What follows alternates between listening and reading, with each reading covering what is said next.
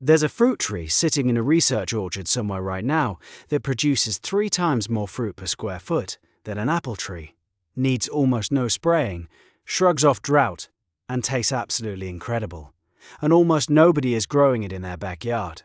In fact, almost nobody is growing any of the trees I'm going to talk about today. We've got this weird tunnel vision when it comes to fruit trees. Apple, peach, cherry, maybe a pear if you're feeling adventurous. That's the mental list most people work from. And honestly, I get it. Those are the trees at the nursery. Those are the fruits at the grocery store. That's what Grandma had in the backyard. Familiarity is comfortable. But here's the thing. The fruit-growing world is so much bigger and so much more interesting than that narrow list suggests.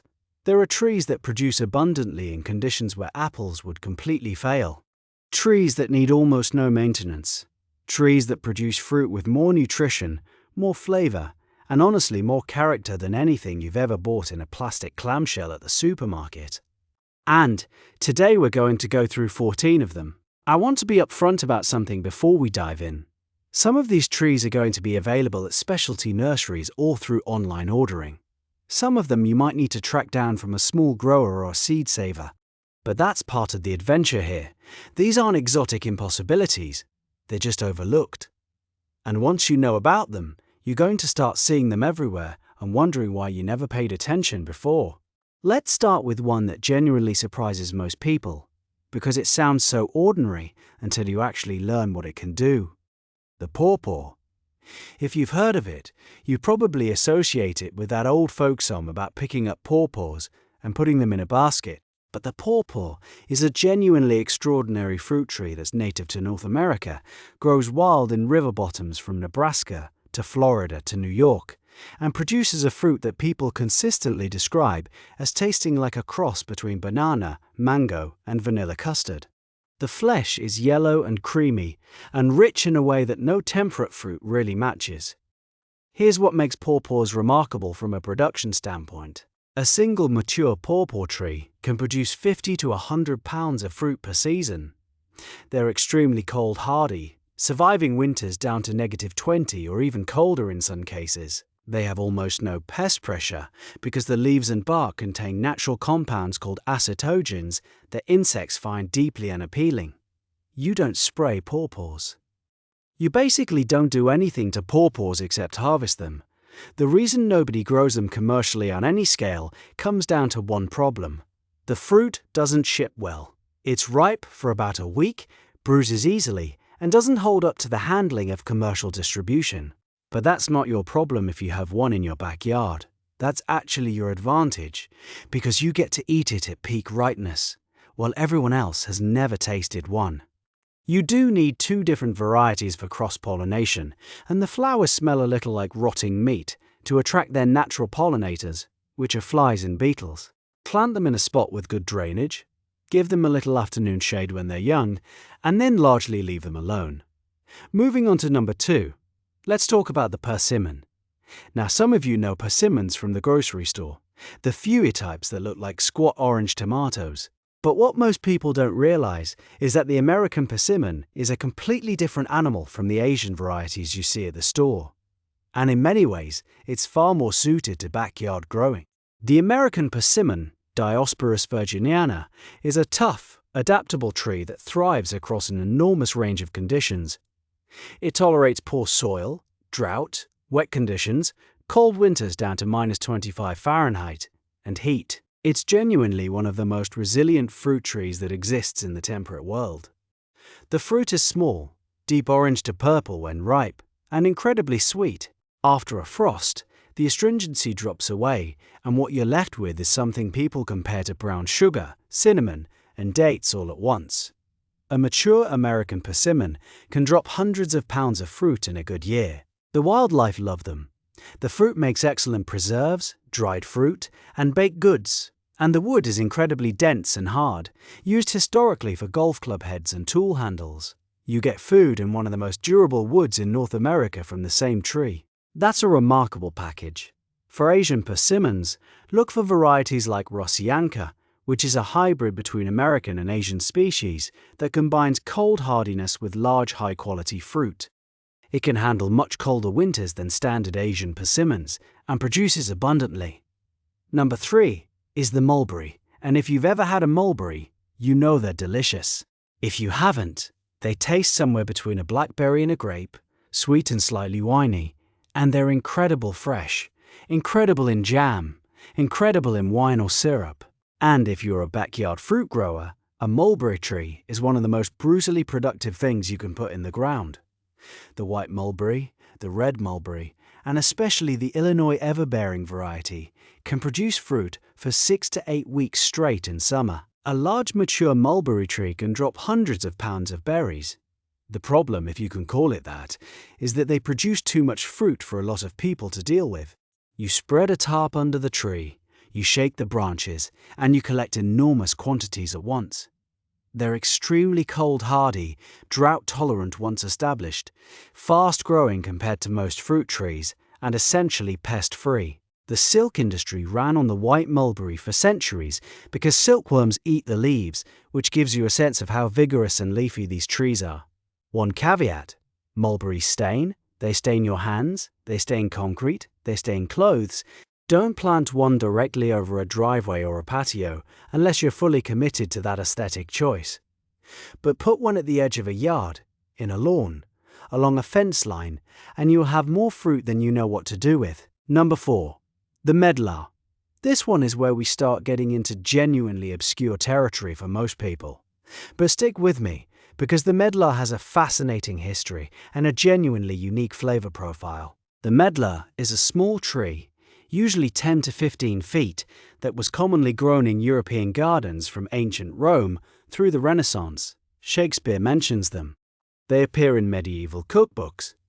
Then fruit breeding focused on other things, and medlars basically fell out of fashion, which is a shame.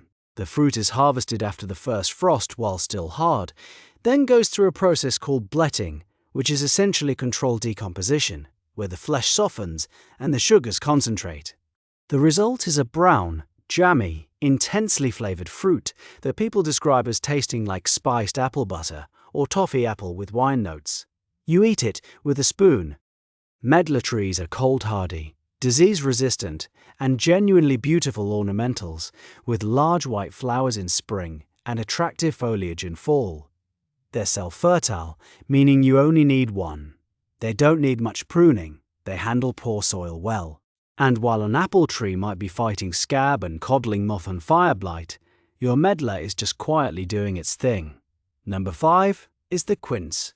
Now, quince is one of those fruits that sits in this interesting position, where most people have heard of it, mostly through quince paste, or membrillo served with cheese, but almost nobody has actually grown it or eaten it fresh. And it deserves a much bigger audience. Quince trees are small, usually under 15 feet, and they're absolutely gorgeous. The flowers are deep pink, and they emerge early in spring in a way that makes the tree look almost unreal. The fruit looks like a lumpy golden apple or pear, and it has this incredible perfume, floral and tropical and completely distinct, that fills a room when you have a few sitting on a counter. You can't eat quince raw. They're mouth-puckeringly astringent and hard, but cook them, and something magical happens. The flesh turns deep orange-pink, the flavor becomes rich and honeyed and complex, and the natural pectin makes them set into jam and paste beautifully with almost no effort. Quince trees are remarkably tough. They handle wet soils better than almost any other fruit tree. They're cold-hardy. They have minimal pest and disease issues compared to apples and pears. And they're productive. One mature quince tree can produce over 100 pounds of fruit. They're self-fertile and they start producing sooner than most tree fruits. Number 6 is the cornelian cherry, which is actually not a cherry at all, but a species of dogwood. And this is one that I think is going to be on a lot more people's radar in the next decade, because it checks so many boxes. Cornelian cherry is a large shrub or small tree, typically 8 to 15 feet, that blooms in late winter before almost anything else. The bright yellow flowers appear while it's still cold, providing critical early nectar for pollinators. The red oblong fruits ripen in late summer and taste somewhat like a tart cherry with more complexity. Slightly wine-like and acidic, with a rich depth, they make outstanding jam, syrup, sauce, and the Eastern European tradition of making cornelian cherry preserves is centuries old. What makes cornelian cherry so interesting for growers is its extreme hardiness.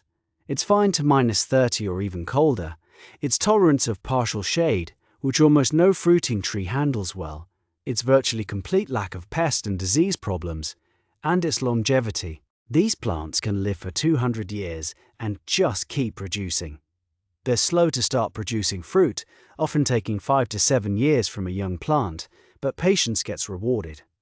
Number 7. Let's talk about the serviceberry, also called Saskatoon, Juneberry, or shadblow depending on where you are. This is a North American native that grows as either a shrub or a small tree and produces blueberry-sized purple fruits in early summer.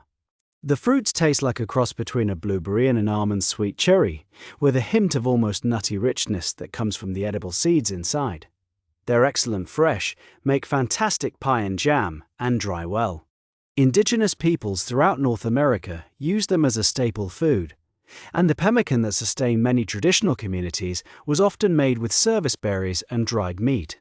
From a practical standpoint, serviceberries are extraordinarily cold-hardy, some species surviving in zones where almost nothing else grows.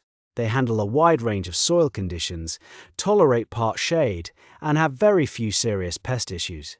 They grow fast for a fruit tree, often starting to produce in the second or third year after planting. The birds absolutely love them, which you should factor in if you want a meaningful harvest. Netting, or choosing varieties that ripen early before the birds catch on, can help. Saskatoon varieties developed in Canada tend to be particularly productive, and the fruit is larger and sweeter than wild types.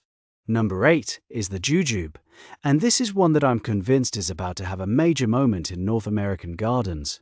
The Chinese date has been cultivated in China for over 4,000 years. It's one of the oldest cultivated fruits in the world, and when you grow one, you immediately understand why. Jujube trees are drought tolerant to an almost absurd degree. They produce well in poor soils, where other trees struggle. They have virtually no pest or disease issues in most North American growing conditions. They're cold hardy down to -20 Fahrenheit, and the fruit is incredible. Fresh jujubes taste like a crisp apple with notes of vanilla and honey. Let them dry slightly on the tree and they become wrinkled and brown and even sweeter, like a date. Fully dried, they're chewy and rich and deeply sweet, and have been used in traditional Chinese medicine for millennia. For good reason, they're loaded with vitamin C and various beneficial compounds. The tree itself is gorgeous in a slightly prehistoric way, with zigzagging thorny branches on most varieties. Though thornless varieties exist, it doesn't leaf out until late spring, which can make you think it's dead if you're not expecting it. Then it catches up fast and grows vigorously through the heat of summer. Varieties like Li and Lang produce large fruits and are worth seeking out. Number 9 is the fig.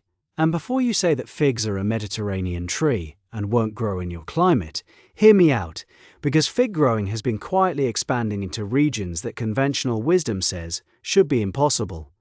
Figs are exceptionally productive. A mature fig tree in a good location can produce hundreds of pounds of fruit. 2 crops per year is common in warmer climates. The fruit is extraordinary, sweet and jammy with that distinctive floral complexity that dried figs only hint at. And fresh figs eaten off the tree on a warm afternoon are genuinely one of the great pleasures available to a home fruit grower. For colder climates, varieties like Chicago Hardy, Brown Turkey, and Celeste have proven themselves surprisingly resilient. Many growers in Zones 6 and even 5 have success by planting against a south-facing wall, growing figs in containers that overwinter in an unheated garage, or using the technique of burying or wrapping the canes for winter protection. Figs are self-fertile, relatively fast-growing, and have essentially no pest problems in most North American growing regions. The main issue is that you're competing with every bird and squirrel in the neighborhood for the ripe fruit, so timing your harvest right matters.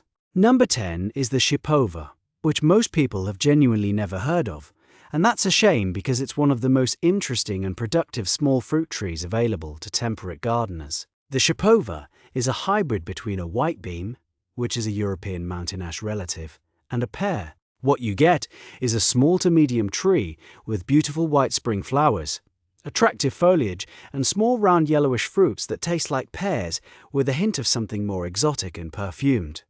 They're sweet and juicy and genuinely delicious, and the tree is remarkably cold hardy, handling zone 4 winters without complaint. Shipovas are self-fertile, have essentially no fire blight susceptibility compared to pears, handle poor soil and drought well once established, and produce reliably. They're not easy to find, but specialty nurseries do carry them, and they're worth the effort. Number 11. The pawpaw's warmer weather counterpart in some ways is the mayhaw, a small hawthorn species that grows in the American southeast and produces tiny red fruits in spring before almost any other tree fruit, that are used to make one of the most prized jellies in Southern food tradition. Mayhaw jelly has this uniquely floral, tart, complex flavor that's completely unlike anything else, and people who grew up eating it are fiercely loyal to it. The trees grow in wet bottomlands, meaning they actually thrive in conditions where most fruit trees drown. They're cold hardy for a southeastern native, tolerating zone 6 winters. They produce abundantly once mature, and the harvest window in April and May fills a gap that almost no other fruit tree occupies. If you're in the South or the lower Midwest, and you have any wet spots in your yard that are a problem for other plants, a mayhaw might be exactly what belongs there. Number 12 is the autumn olive. And I want to be careful here because in many parts of the eastern United States, this plant is considered invasive and is on prohibited lists.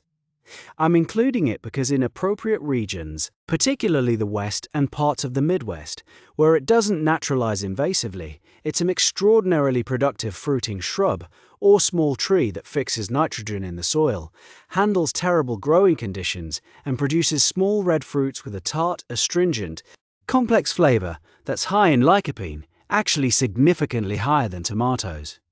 If it's not invasive in your region, it's worth knowing about. If it is invasive where you live, please skip this one and plant any of the other 13 instead. Number 13 is the hackberry, an overlooked native tree that grows wild across a huge swath of North America and produces small dark purple fruits in fall that taste like sweet chocolate with notes of caramel and vanilla. The thin skin cracks open to reveal a sweet edible seed inside. Birds go crazy for them, which tells you something, but so do people who discover them. Hackberry trees are extraordinarily tough. They're used as street trees because they handle pollution, compacted soil, heat, drought, and cold. A mature hackberry produces enormous quantities of small fruit with essentially no care whatsoever. If you want a fruit tree that literally requires nothing from you after establishment, hackberry is a serious contender. The flavor profile is unusual and takes some getting used to, but people who become fans of hackberries become serious fans. Snacking on them during a fall walk in the woods is one of those pleasures that feels like discovering something secret. And number 14, saving something genuinely special for last, is the che, also called the Chinese mulberry or the kudrang. This is a small thorny tree from East Asia that produces fruits that look like dark red mulberries and taste like a cross between a watermelon and a mulberry. Sweet and refreshing, and unusual in the best way. The che is drought tolerant, disease resistant, cold hardy to around zone 5 or 6, depending on the variety, and starts producing fruit in summer through fall. The flavor of really ripe che fruit is genuinely remarkable, lighter and more refreshing than a mulberry, but with that same pleasant sweetness. It's unusual enough that most people's first reaction is just to keep eating to figure out what they're tasting. So there you have it. 14 fruit trees producing abundantly, requiring less maintenance than apples in most cases, thriving in difficult conditions, and producing fruit that in many cases is genuinely superior to anything available commercially. The common thread through all of them is that they fell off the cultural radar not because they're bad, but because industrial agriculture selected for what ships well and looks perfect in a display case. Neither of those things should be your priority as a backyard grower. Your priority is what tastes extraordinary, what produces reliably in your specific conditions, and what requires the least fight. Go back through this list and think about your climate, your soil, your space, and your goals. I'd bet at least 3 or 4 of these trees belong in your yard, and you probably haven't planted any of them yet. Start there. One tree. This spring. Pick the one that interests you most and track it down. You'll be harvesting from it in a few years and wondering why you ever planted another apple.